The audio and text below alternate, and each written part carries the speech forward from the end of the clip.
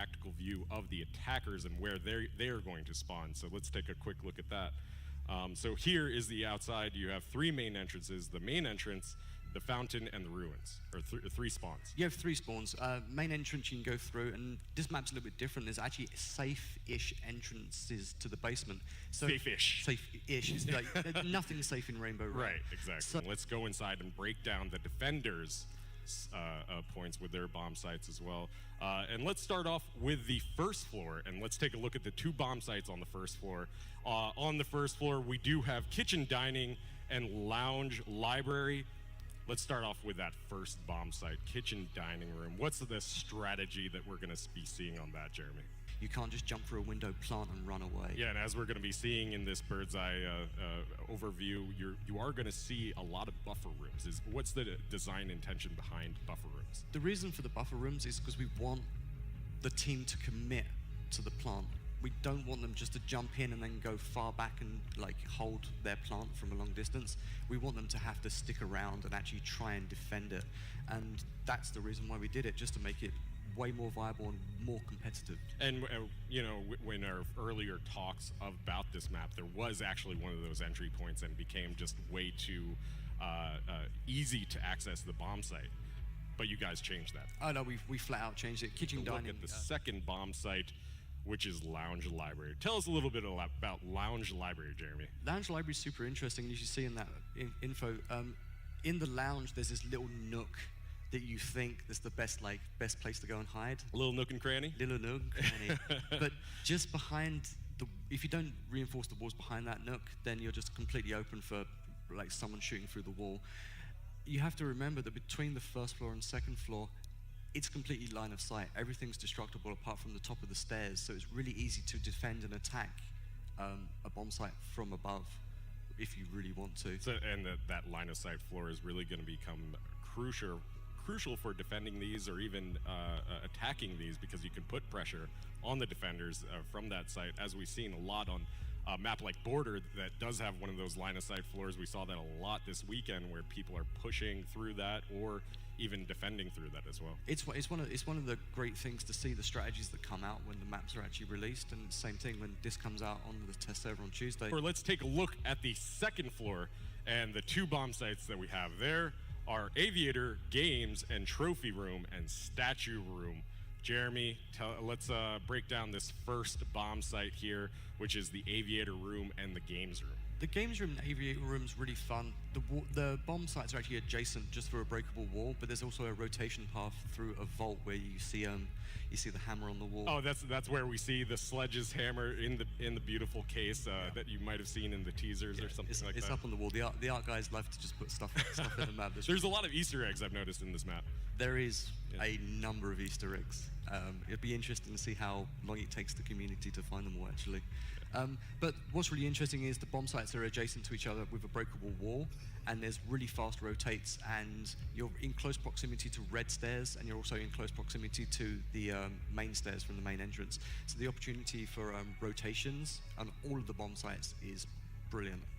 And that's one of the main key aspects of this map, is the rotations that are going to be really crucial. It brings in a lot of strategy as well. It's going to be key for teams, is communication and how they're going to rotate on and off of the sites, even when you're attacking, how you're going to rotate. And there's so many viable options for rotations on this map, it's kind of mind-boggling.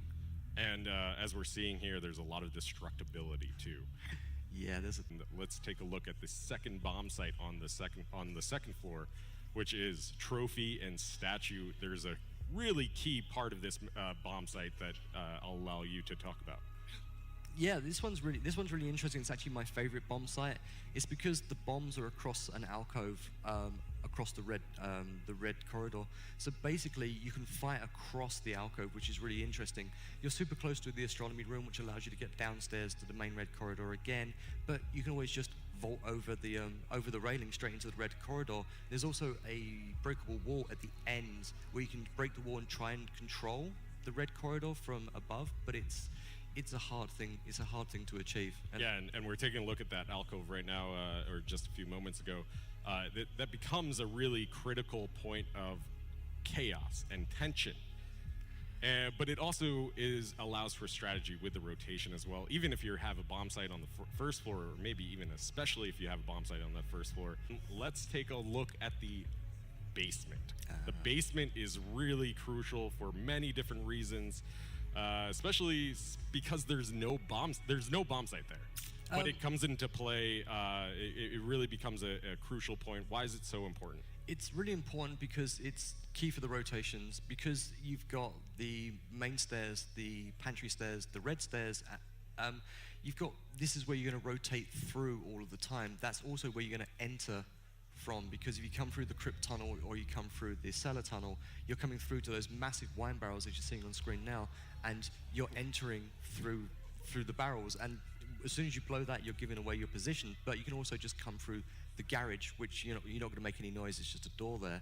But what's really fun is you see the hatches in the ceiling, and you see all of the stairways and all the ways to go. So when you're defending kitchen dining, you're gonna rotate through this. When maybe if you're up in statue trophy, you need a quick rotate, you might end up coming back through and up around, and it allows for really good flanking paths. So it's a really viable way for the attackers to push in. Operation Parabellum will favor the defense. Let's take a quick look at the UB blog video breaking down these two operators. The new Villa map coming to Rainbow Six Siege in Operation Parabellum may look like a nice spot to relax. But attackers will need to be on high alert to deal with the devious gadgets that the two new defending operators from the Italian CTU are putting into play.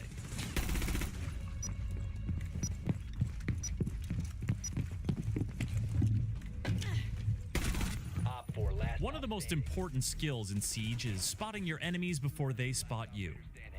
But what if your enemy wasn't your enemy? Say hello to Alibi, and Alibi, and Alibi, and Alibi. Only one of them is your opponent. The rest are holographic decoys. Alibi can throw her 3 decoys anywhere, but they'll only deploy if they have the space. They can't hurt you, but if you shoot them or touch them, your position will be compromised immediately, and you'll be marked repeatedly for the next few seconds, which is bad. You're exposed. Watch out for decoys pretending to spawn peek, and decoys pretending to hold angles. Watch out for decoys that used to be decoys but are now just Alibi, pretending to be a decoy. Doing any damage to the base of the decoy will destroy it. And as long as you don't shoot or touch the hologram while doing it, you won't be marked. Twitch is an especially good decoy hunter. Thatcher can disrupt them for a bit, and Glaz's sight won't be fooled. You can also keep an eye out for visual discrepancies. The decoy always wears Alibi's default clothing and wields her Storm SMG without any attachments. So if you see Alibi wielding the new ACS-12 shotgun, you'll know she's the real deal. So what happens if Alibi chucks a decoy outside? Well, like a defender who runs outside, the decoy gets marked. But marks are different when Alibi's in the match because they don't reveal the operator's identity. So a decoy deployed outside and a defender that runs outside will look the same unless the attacker can actually see them with their eyes. Though the decoy's mark expires after 10 seconds, that's 10 seconds with a lot of opportunity for mischief. And mischief just might be Alibi's most effective weapon. By making you doubt your own eyesight and second-guess your own reflexes, Alibi gets in your head, and that's not where you want a defender to be. 5 seconds remaining. Now, we all know how powerful cameras are in Siege. But the second new defender, Maestro, is equipped with cameras that are a new kind of powerful. Behold the evil eye.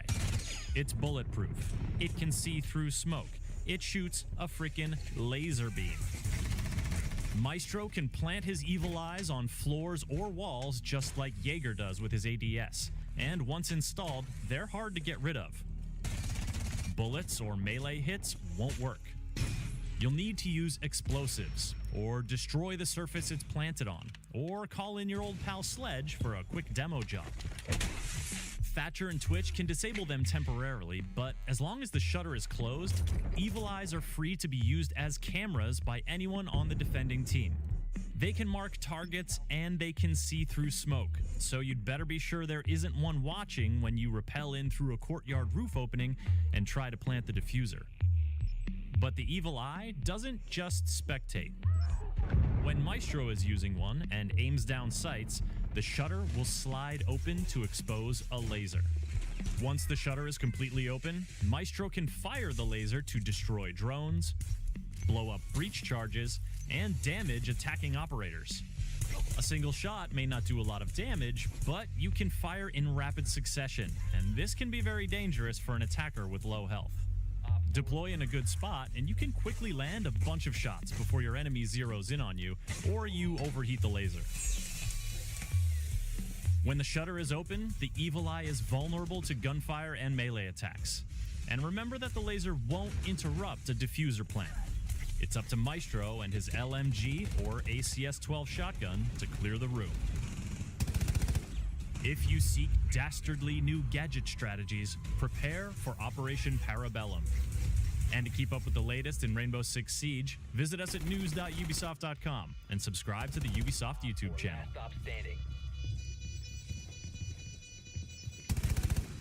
Elite